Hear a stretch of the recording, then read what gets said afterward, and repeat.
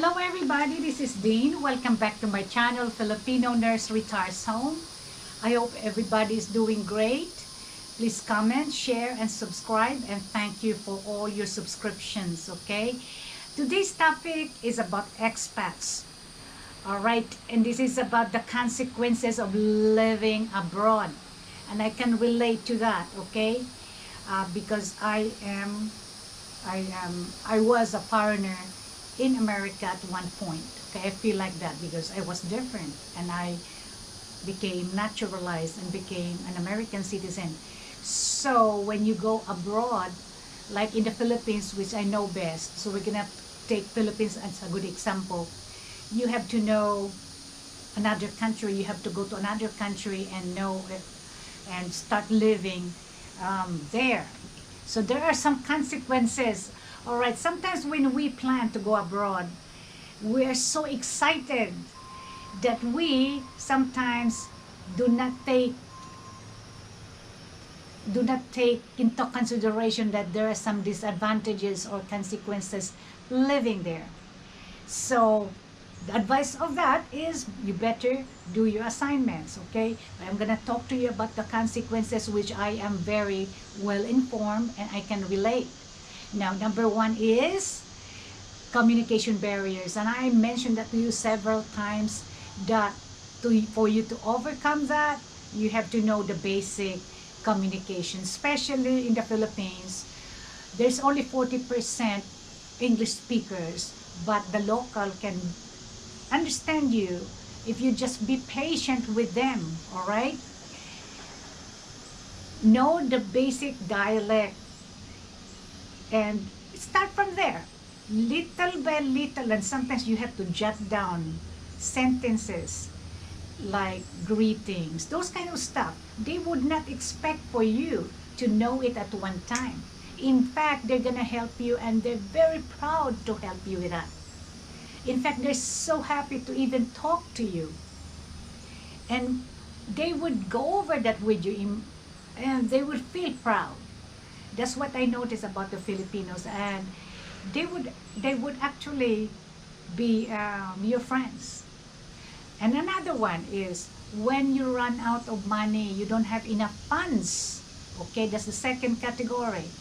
Reason why you're not gonna be able to sometimes tolerate the Philippines because you do not have enough funds in the Philippines. Okay, some people think like $1,000 a month makes you live like a king in the Philippines, which is not currently true, okay? You can live like a Filipino and you can thrive there with $1,000 a month, okay? But you have to make some modification, especially with your food and everything. So you can cook at home, you can rent a smaller place, a modest place, okay? And live like a Filipino, and then you're gonna be fine, okay? Don't live like a rich man if you cannot afford it. Even in the United States, you cannot live for $1,000 a month, okay, and live like a king. So why should you even think like that when you go to another country? Another one is poor health care when you do not get good healthcare management. Well, the way to do it is get you a supplementary insurance that will cover you, because Medicare you cannot use Medicare in the Philippines. It's not transferable in the Philippines. Okay, so you get you an affordable health insurance. PhilHealth, if you're married to a Filipino, would only cover a little bit, maybe 20%. And if you're gonna require further, more extensive management, then you go back to America. That's the issue there. Or you can avail with like good hospitals. So therefore you have to live near the city, okay? Big cities got good healthcare. So some of them has good cardiac units, kidney units. Davao City has good ones, and Cebu and Manila. Those are the three ones that you can live nearby and avail to their hospitals. Another one is when you feel so homesick, okay? because you're away from your family. Of course, you're going to be away because you're thousands of miles away from your family. But you can use your webcam, the camera that you have. You can talk to them every day. You don't have to see them face to face. It's probably less stressful if you don't see them face to face, right? But you can make use of that. And in that way, you can have still an attachment to them whenever they have their first sons or your first grandchild. And you can still be attached to them doing that, okay? Now, another category is, another factor I'm going to discuss is you feel like you don't know the rules and regulation in the Philippines, the political dynasty and bureaucracy, whatever is that. Now, as much as you can, you really don't want to be connected to any of the political parties there anyway. All you have to do is really know the basic rules and regulation in the country, the do's and the don'ts, okay? The traffic rules, the taxes, those basic things for you to thrive there. You don't have to memorize the Constitution of the Philippines or United States. You just have to know the basic stuff, okay? And you can do it, okay? I did it with America, you know. It's too complicated to live here with all the restrictions and everything. Everything is controlled by the government. So you know what I'm trying to say. Another one is you feel like you're nobody. You feel like you're losing your self-identity. It's in your mind, actually, okay? The reason is when you are here in America, you probably feel like your opinion is very necessary or being heard, okay? Because you're a member of a social network, you're a member of the church where they listen to you. But when you go to the Philippines, you don't even know how to speak, okay?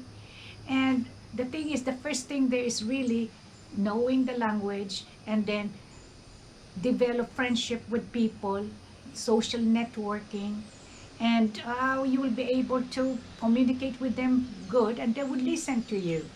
And don't think like you are left out, because they love to listen to Americans talk or people who are different.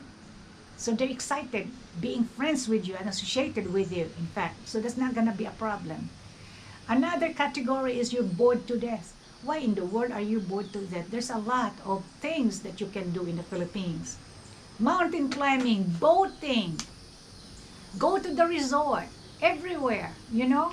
You just have to spend a little bit of $1 and you can enjoy. There's a lot. You're surrounded by beautiful beaches and beautiful ocean. So everything is for free. So all you have to do is bring you a little bit of snacks. And you know what the snacks of the Filipinos are, and they'll be happy to death, are bagoong, you know, that stinky fish with some boiled banana.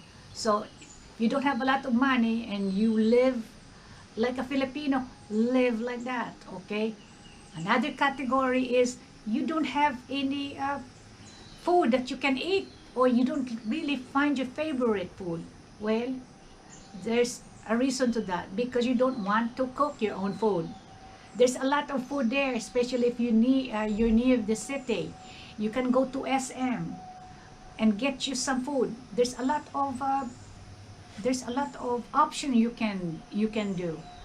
Like if you want like a certain recipe, then you're gonna cook your own food. You might spend a little bit of money for your ingredients, but it's not too much money. My goodness, just $1 here and there. If you cannot afford that, then you are really gonna be in trouble financially. Another one